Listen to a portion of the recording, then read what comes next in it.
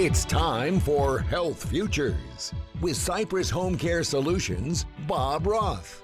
This is Arizona's only show dedicated to providing you with expert advice on how to live a longer, healthier, and happier life. To learn more, call 602-264-8009. That's 602-264-8009. Now, here's your host, Bob Roth.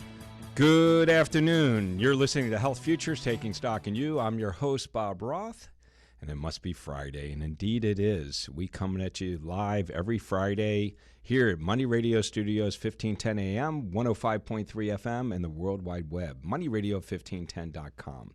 If this is the first time you're tuning to this show, our show is about how our older adult population can live a healthier, happier life. How do they do that? They do that by listening right here. And we are in our 10th year. We've done about 500 shows. And it's not about me. It's about the guests I bring to the show. And today's no different. I'm bringing a longtime friend, Craig Coppola, here to the show. And Craig is a commercial real estate veteran. He's also a serial entrepreneur.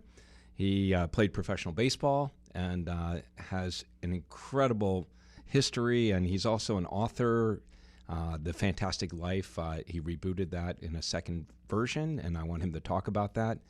Without further ado, Craig, welcome to Health Futures. Thank you. I'm so excited to be here. It's really the alignment of what you do here on your show and what I think about all the time is right in the same alley, man. Well, it really is. I mean, you talk about living your best life. Yep. And I got to tell you, I live in this world caring for older adults, and some of the clients that I get to serve lived these incredible lives. Right. I mean, each one of them is like a great book. And when I get a chance to get through some of the chapters and learn about their lives, they created the communities that we live in. And the only frustrating thing I get, Craig, is that I get these folks towards the end of their lives. And I don't really end up really hearing too many of the stories until the very end when I get to attend their funerals. And it's a shame that you have to hear the eulogies and the stories after the fact. But I marvel and I revere and I love the work that we do in helping these people in their journeys of life. It's a really interesting, and I go by this philosophy: always make your future bigger than your past. And so this idea, now I'm only 61, so as you get these older, like I say, I'm still looking forward. I don't want to sit back and say, hey, here's what I did for the last 61 years. I want to look forward. So if we can kind of talk, how do we live a happier, longer, healthier life? We have to have purpose and we have to have meaning going forward. And if you whatever stage you are in your life, and so I'm looking at my next stage and the stage after that to continue that, and want the people that listen here today, if I can impart one takeaway, it would be your life's not over, right? How do you make your future bigger than your past? And that is worth thinking about.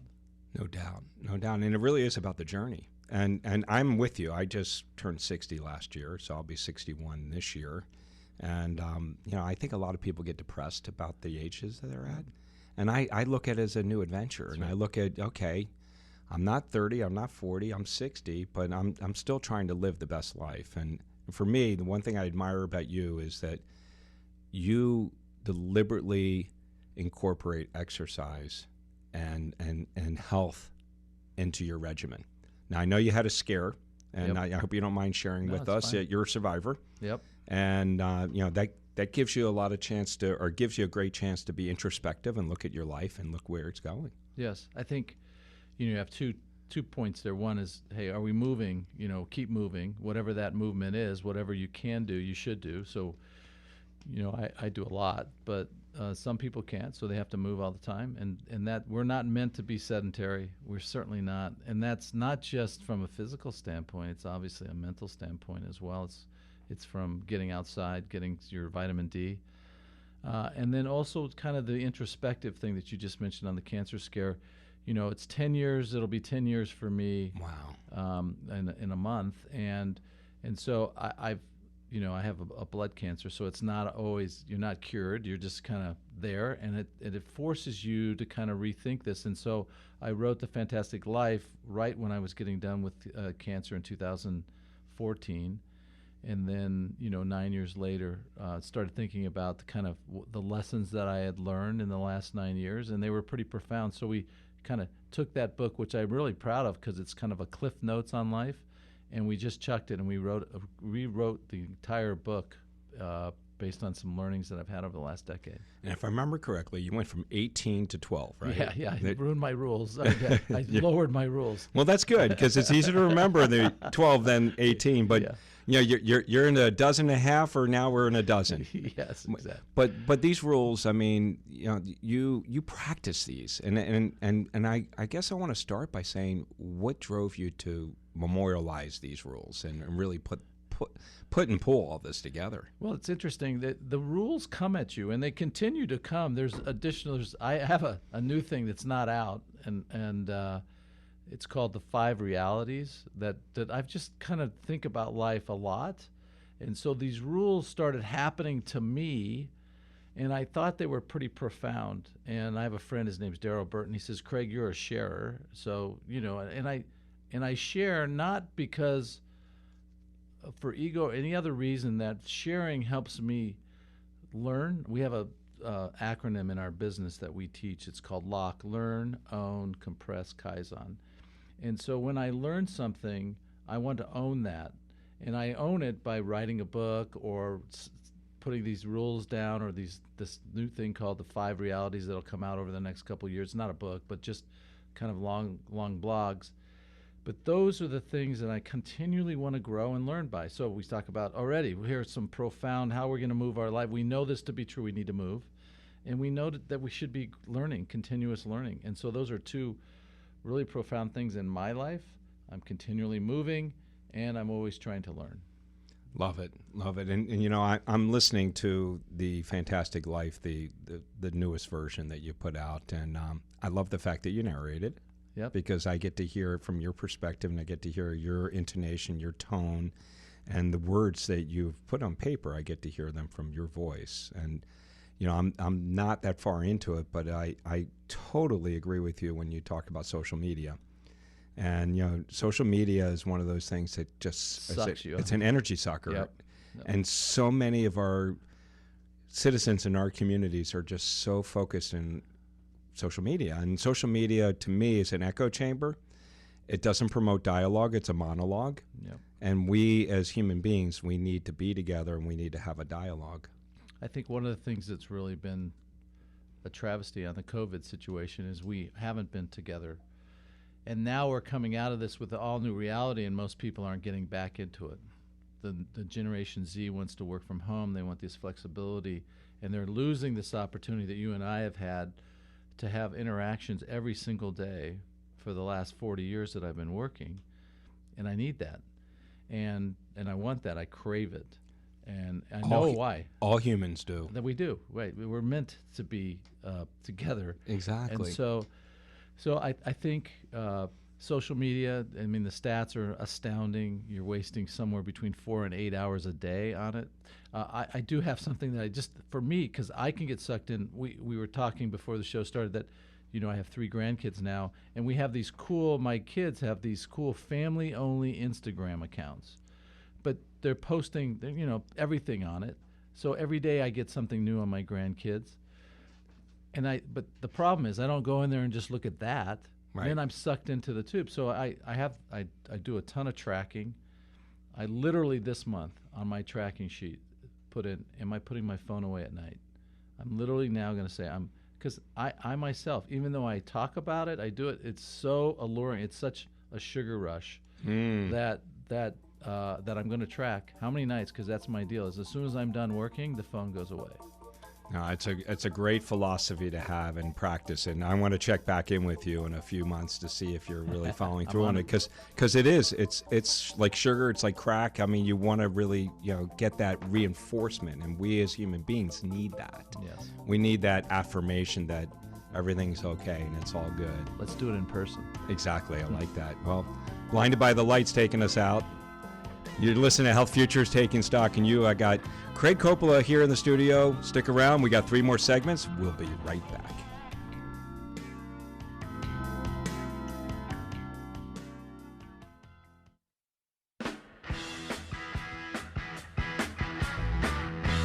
Now back to Health Futures, taking stock in you. If you have questions about your own or your loved one's future health care, call 602-264-8009.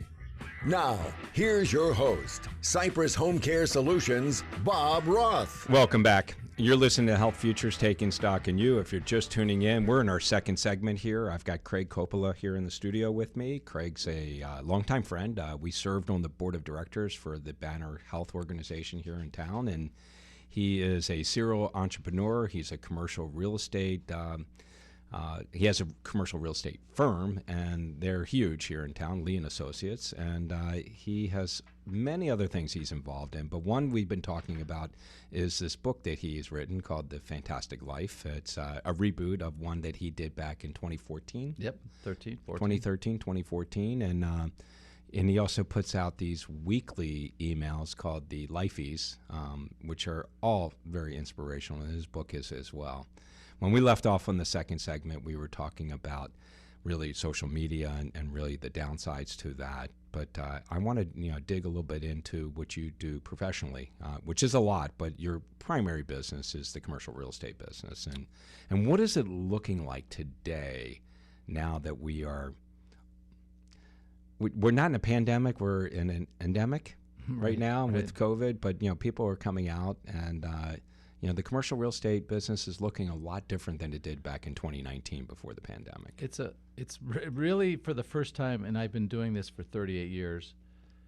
The market, when you say commercial real estate, you cannot say it in one breath, because what's happening on one side is not happening on the other. Let me break that down.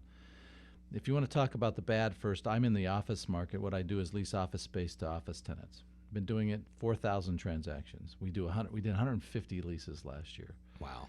But the office market is in a state of turmoil. When it's foggy outside, you drive slower. And what's happened is everybody went home for 2 years.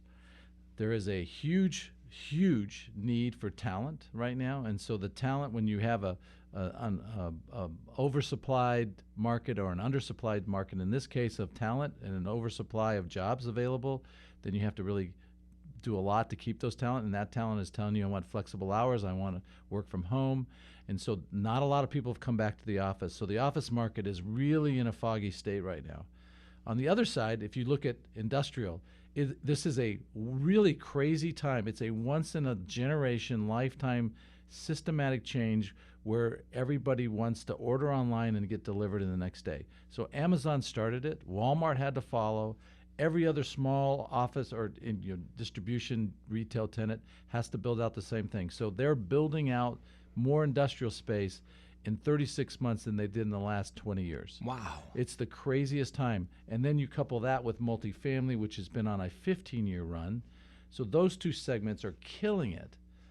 Office, not so much. Retail, not so much. Hospitality, not as much. But if you look at the industrial market right now, I'll give you a stat in Metro Phoenix, Arizona. They normally lease 5 million square feet a year. If you looked at the last 20 years, somewhere around 5 million square feet. In 2021, 2022, they leased each year 20 million square feet. Whoa. So 40 million square feet, and where they would have normally done 10. So it's an insane amount of activity. Incredible. It really is. And you talk about the residential market. I mean, so many people have decided to work from home. And now, if you're buying a home, I've always wanted an office in my home. I've always had one, but now it's almost like it's a prerequisite. I need an office because I work from home. Yep. So, it not only working from home, but the majority, there's something like 50 or 60% of all jobs can be worked from home. So you're looking at that, and how do you change that? What does that do for you so that you get back into our lifestyle issues? I'm really super fortunate. I always had a home office, but it was separate. It's separate from my house. And about 5 years ago, I totally redid it, and it was great. And when the pandemic hit, we just went home. And it's been super hard for me to even come back to our office at Lee & Associates, because I got so easy to the commute, walking out my door, walking 10 feet. Now I'm in this cool spot.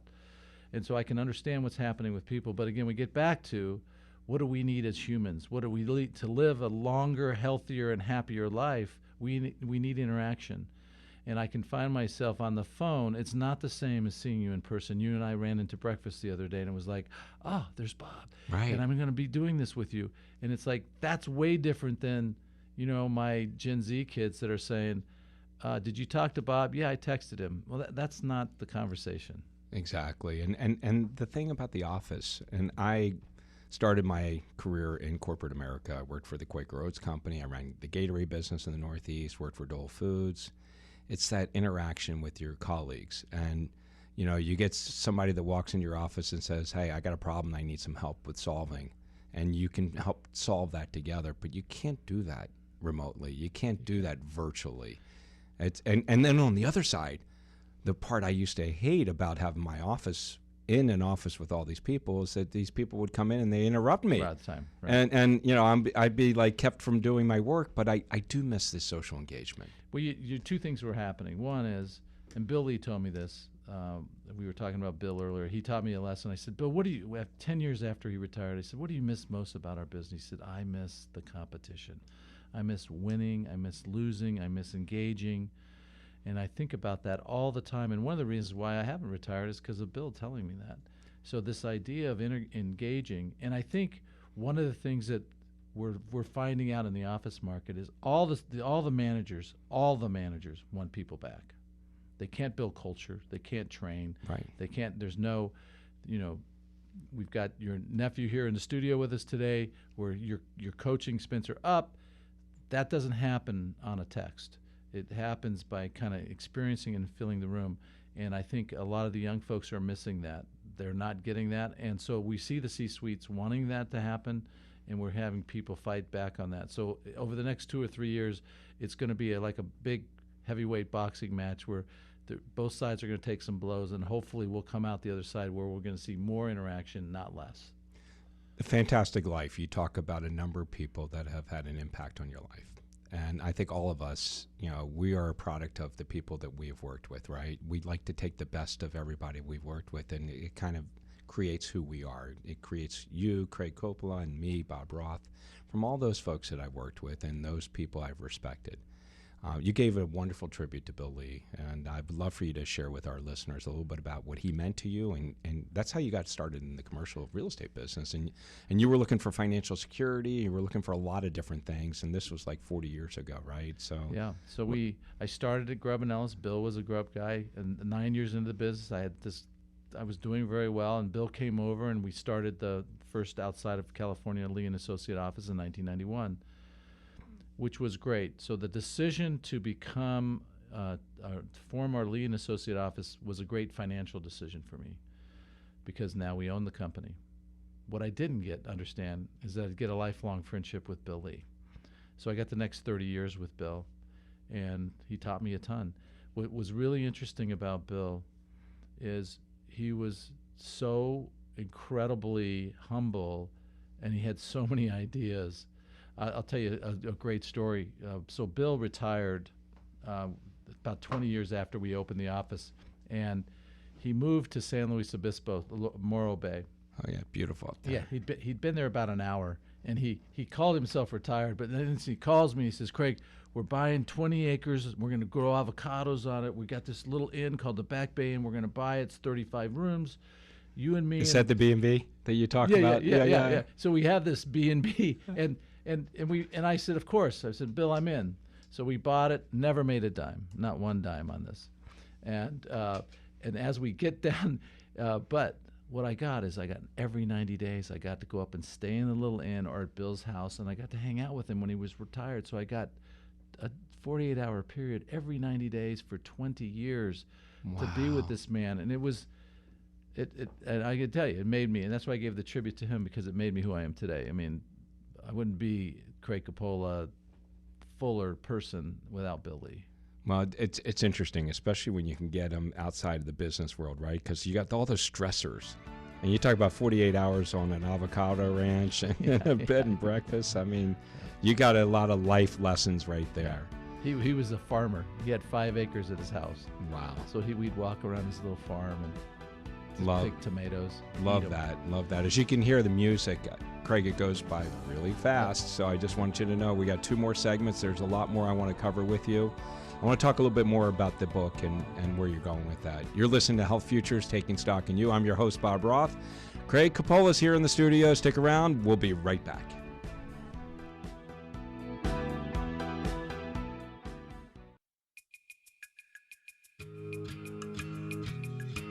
Now back to Health Futures, taking stock in you. If you have questions about your own or your loved one's future health care, call 602-264-8009. Now, here's your host, Cypress Home Care Solutions, Bob Roth. Welcome back. You're listening to Health Futures, Taking Stock in You. If you're just tuning in, we are in our second half here, third segment with Craig Coppola. Craig is a commercial real estate maven, expert. He's been at this for almost 40 years. He also is a author of 2 really good books. One, The Fantastic Life. The other one, The Fantastic Life Revisited. And we've been talking about that. We'll talk about that a little bit more. And he's also a serial entrepreneur. He's very involved in charities. He really is living the best life anyone can, and I've learned so much from reading and listening and knowing you over the years. And Thank you. I really appreciate that. You know, one of the things I'm just seeing here when I looked you up, and I just Googled you, and I mean, it's amazing. Everyone should Google themselves. Right. But he holds 3 most coveted designations in the real estate industry: CCIM, CRE, and SIOR. Can't tell you what any of those mean, but I know you're one of 33 in the world that has those 3. Yeah, I did those early on in my career. You know, I believed that you should invest in yourself, and I still believe that today. You know, and as I get older, as you get older, you have to invest more and more in yourselves because you're going to stay healthy. So the first year I actually made any money, I went out and got my CCIM designation, which is kind of like the PhD of commercial real estate. And then I went out and got my SIOR as soon as I can. That one's more of you have to have some experience, and then the CRE is invitation only. And so when you get those, I just always felt like we were talking a little bit earlier about continuous learning. This was my continuous learning. I wanted to make sure that I had that. And then 10 years later, I actually went back and got my MBA at ASU. Good for you. Just because, I'm from a family of educators, and I just wanted to say I continued to learn, and I'm still doing that today. And with these designations, do you have to do CEUs every year? Not on those, but on being a realtor, I do, yeah. Wow. So you really need to just Continue. stay sharp, absolutely. You have to. And our business is super competitive. We're 100% commission. Haven't had a paycheck since 1984. Wow. Well, I got to tell you, but it forces you to really have to do it. I mean, you got to. If you ain't working, you ain't making. That's right. And that's what it's all about. But I do mention that you're a serial entrepreneur, and I listening to your book, and I know you're involved in so many different businesses, whether it be from an investor standpoint, an advisor standpoint. You're coaching a lot of people. How do you have all this energy? I mean, how many hours do you sleep a day? I know you work out too. Yeah. So that was the one change, post change, not one, but one of the biggest change was pre-cancer. I trained myself to sleep 3 hours, 4 hours a night for about 25 years. Wow. So I got a lot done, but then I got lymphoma. And I think one of the reasons I got lymphoma is a blood cancer that's caused by stress and environmental issues, which was lack of sleep. And so I've changed now. I actually track how many hours I'm in bed a night, and now I'm up to 7. I'm trying, as I get older, maybe to get to 7.5. What time do you go to bed? Well, it depends. Like right now we're training. We're leaving for, I told you, Australia, so I've been training a lot. So I've been getting up at 3:30 in the morning, so I'm having to go to bed at 8, whatever 7 hours is on that. So wow. So 8 in the evening. And what are you doing at 3 o'clock in the morning, Craig? We're hiking. In the dark, right? Yeah, we're in the dark. Oh, yeah. We own the night. I tell this story. We own the night. We did the John Muir Trail, which is 230 miles of the fillet of the PCT, the Pacific Coast Trail, and we did that. We did it in 7 days, and just a little over 7 days. So we were doing 35 miles a day. Wow. And my buddy wakes up on night 4, and he shakes me, and he's like, I've got apnea. I can't sleep every time I go to sleep. And we were at a pass like 11,500 feet. That's pretty high. Yeah. So this is now midnight. He goes, I can't sleep. What do I do? And I go, hey, dude, we own the night. We've been training at night. We literally got up, put our headlamps on, and we hiked until we dropped down. We knew we could climb over this little pass, and we dropped down. We hiked until about 3 in the morning, got down to 9,000 square feet or 9,000 feet, and went to bed. He slept fine. And I was like, we train in the night. We own it. I got back last week, and we were our last long training hike, and we were hiking in the dark. Well, I imagine you see a lot of nocturnal beasts in the night. You know, it's a good thing you got the headlamps on, because snakes and all kinds of critters are probably out there. Yeah, right now, no. Thank you. Right now, it's too cold. Yeah. That's good. So this idea of how do we always look forward to the future, and what are we doing? So I found that the best way for me to do is just plan events. So I'm at least a year planned out. The entire 2023 is planned out into 2024. All of my trips, all the things that I'm doing, so I know what I actually have to do. And so for me, it works. Well, you have it planned, and then you have to do your training to get ready for this. And like you said, owning the night and hiking and getting up at 3 o'clock in the morning, going to bed at 8. I don't think I could get to bed at 8 o'clock. That's really hard. early. Well, it's discipline, right? It is. And so part of a fantastic life is having a disciplined life. People think that being undisciplined or being disciplined limits you, and I think being disciplined unlimits you, because now you can focus on what's really important to you. So in my life, the final rule is do nothing in moderation. Do nothing in moderation. So I don't do anything half-assed, and I think that's what we want in life. I believe that if I want to have a relationship with my wife Tracy, if I want to have a relationship with my kids, I'm not going to go half-assed to that. We know that, but I also want to do that with work and with my exercise and my trips and all those other things. So I've kind of just limited my life into those things that are super important to me. Now, and you know, we talk about, you know, these trips, and we've talked about commercial real estate, and I mentioned that you do some coaching and you do some investing and stuff like that. You know, how does that all come into play? I mean, are these people that you've met over the years? Is it research on your part?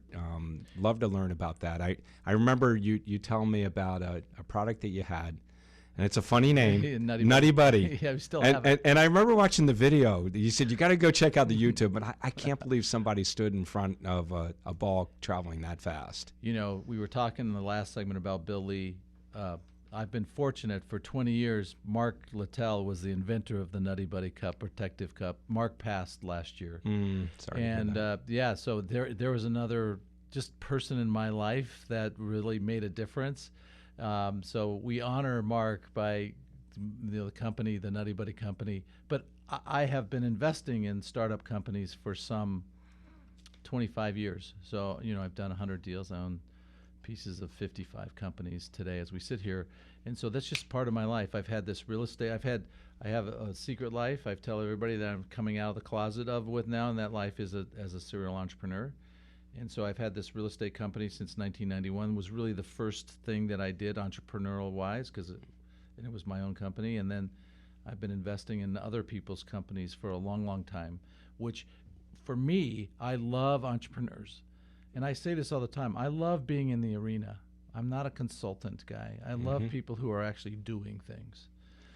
I don't want to be a talking head. No, so you're not just an investor. You're involved. You're involved. Coaching. You're serving on boards. You're wanting to know how they're doing and how your investment's going. You know, I've kind of got a little name, and it's interesting because I get requests all the time now to mentor and coach people. And I've had to say, about 7 years ago, I said, I've stopped. If you work with me in one of my companies or my teams, then I'll help mentor and coach you. But I just don't have the time to do it. Right. And so this fantastic life is kind of a way to, like, hey, I can't mentor you, but here's a book that you could read that really is my philosophy. This is how I live my life. Oh, I love that. Absolutely love that. So I've talked about charities. You know, you and I got a chance to meet Banner, but you serve on a lot of different charities, and obviously each one of them that you serve on is got to be something that, you know, has touched you personally in one way, shape, or form. Yeah. So, you know, we were on the Banner board, and we raised, I think we raised $20 million to bring MD Anderson to the Phoenix area.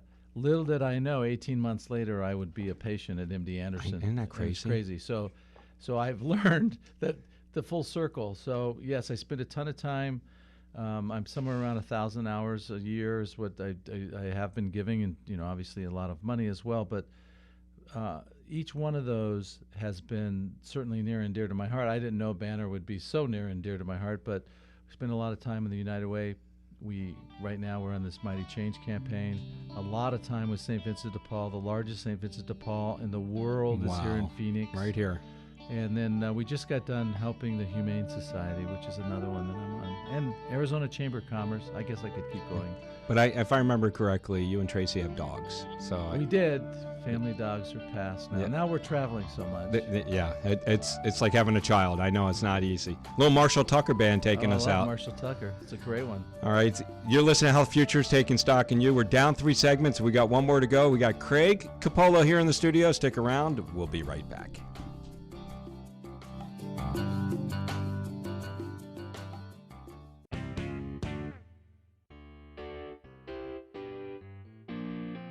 Now back to Health Futures, taking stock in you. If you have questions about your own or your loved one's future health care, call 602-264-8009.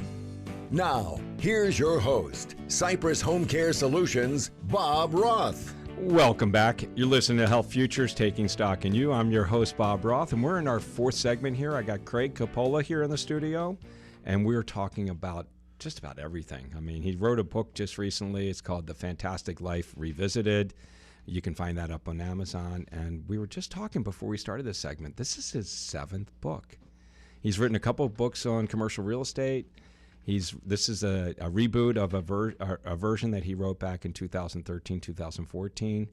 And you also wrote a book on cancer. And being this is Health Futures, cancer is still one of the number 1 killers out there, right behind hearts. And I know our listeners, and I know people here in the studio, have all experienced this. And whether they experienced it directly or through families, I'd love for you to just briefly talk about that book, because you are a survivor. You took a whole year off to get through your treatment, and you came out on the other side looking great. Yeah, thank you. The book is 100%, not just profits, 100% if I get it goes to MD Anderson. So when we sell a book, we send it to MD Anderson. Love it. So there's nothing for me on this. What I realized when I got diagnosed, that there was a ton of books of people on how to survive and how to make your post-cancer experience something really good, how to live a healthier life, blah blah blah blah blah.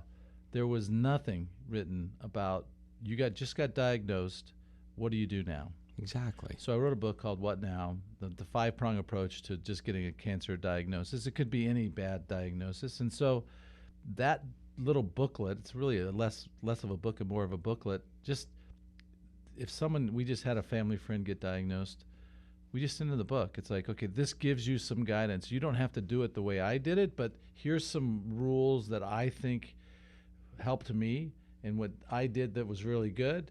And if you can use this to guide you, and it gives you some peace of mind that you're doing the right thing, that's what it's for.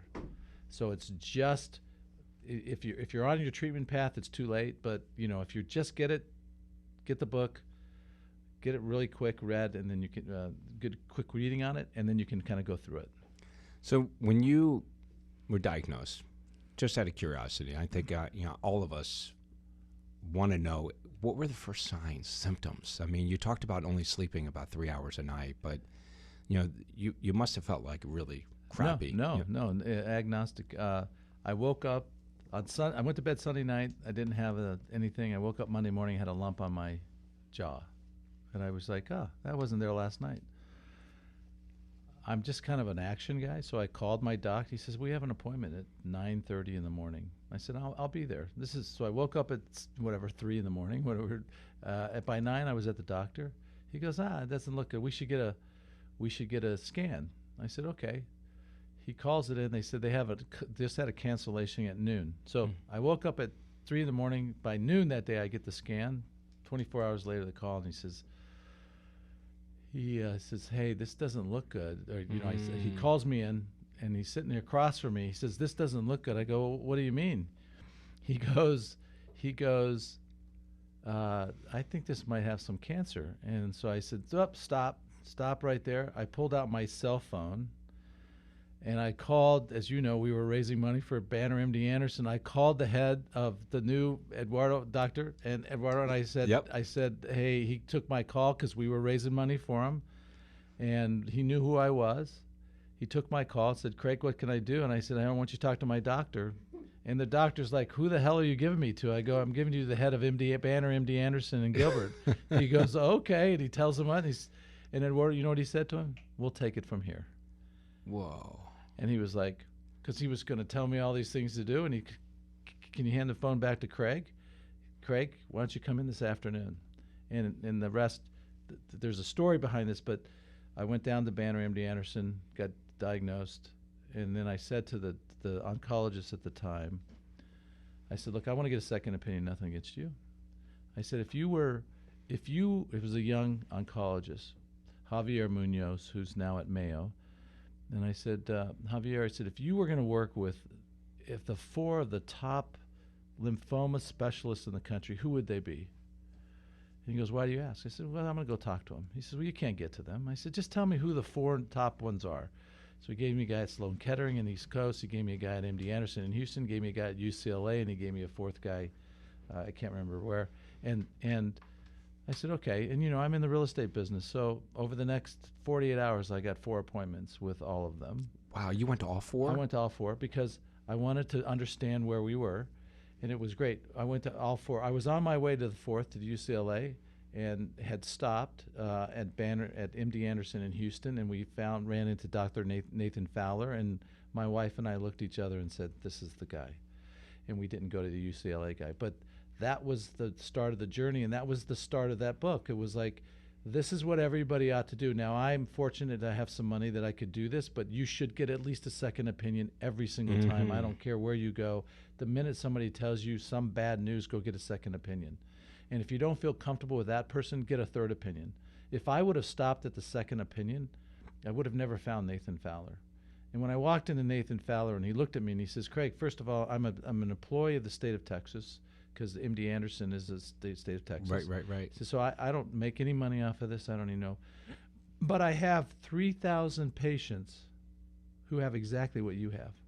It's the only thing that I do, and I've been doing it for 25 years. And my wife and I looked at each other and we said, we like you. This is where we want to go. And he was fabulous, fantastic. And I know you were traveling to Houston regularly. Yeah, so what happened was I said, look, I have this guy, young guy, Dr. Javier Munoz. I want you to mentor him. And he said, great, love to. So I did my chemo here in Phoenix, which was great because I had to spend 6 nights. There were 6 rounds, and each round was 6 full days continuous. Wow. The treatment that I was on, because I was healthy, that's one of the things. Going in healthy, they want to take you to your knees, so they were able to give me a ton of, I call chemo Roundup. They were right. And then I went to MD Anderson in Houston for my radiation. But the idea of this is get a second opinion. So that's the first step. Absolutely, don't just take for granted, especially today. There's so much pressure on these docs to kind of get you into a treatment program. And I think one of the things I found out is the journey is your journey. It wasn't Tracy's journey, it wasn't Bob's journey, it was Craig's journey. And so your journey you have to feel 100% committed to. And there's studies out there that show now that if you're comfortable with your journey, then you're going to have way more success rate than if you're not. So I did find that, one, I wanted to find the doctor that I loved, and I wanted that journey with that doctor to be something that I was totally engaged with. And here I am 10 years later, knock on wood, doing great because of that. And I think that was a big part of it. Well, 2 things I want to just pick up on what you talked about. First of all, the fact that you reacted. And, the body is a wonderful machine. But, I mean, if you notice change, you need to react. Immediate. And the fact that you did it so quickly, it didn't give the cancer a chance to really get spread any further than it really was. I mean, that's when you noticed it. You got in to see the doctor less than 6 hours later, and the rest was history. Yeah, I think, we find all the time, especially with like prostate or something. I have a friend who just waited. He knew something was wrong, and he waited and waited. And I'm like, and on prostate, you wait. It's horrible. It is horrible. And so I got on it really good. And then I started these other prongs that were, I had goal setting. I also had, which was really interesting, I wanted to do a hike. I climbed Mount Kilimanjaro less than 6 months after I got done. No way. And so I was on the treadmill at MD Anderson. They had a treadmill up on the cancer ward. I was on the treadmill every day while I was getting chemo. And my minimum hike was 2 to 3 hours every single day. That is crazy. While I was getting my chemo. And they were like, "You're crazy." I was like, "No, this is what I do. I get up every morning before the sunrise. I catch a sunrise. That's what I do." Love every it. day. It was good. I absolutely love it. And the other thing is that not only did you take action, but you had you knew it was your journey, and I talk about that all the time, especially having lost my dad and my stepmother before that. I'm like, it's your journey. You decide how you want it, and then I will be there to be supportive of your journey. Exactly. Well, there's so much more I want to talk to you about, and I want to, I think we have maybe 30 seconds left. What do you think, James? Got about 30 seconds or so. I would love for you to leave our listeners with some lasting thoughts from the Fantastic Life Revisited, your lifeys. What would you like to leave our listeners? So I think the number one rule for Fantastic Life is know your stories. The stories that you're telling yourself, the stories that you're listening to for yourself, absolutely make a difference. Make sure all those stories are good stories. Even if you have a shitty experience in life, change that story, reframe it, number one. Number two, get clarity in your life. More clarity, better life. More clarity, better life. Thank you. Craig Coppola, you're amazing. Good friend. Thank awesome. you thank you for donning my studio. Thank you. Make it a great day. Have a great weekend. We'll be back next Friday. There's no place like home. You've been listening to Bob Roth's Health Futures. If you have questions about your own or your loved one's future health care, call Cypress Home Care Solutions at 602-264-8009. That's 602-264-8009. Or visit cypresshomecare.com. Be sure to join Health Futures with Bob Roth every Friday at noon, right here on Money Radio 1510 and 105.3 FM.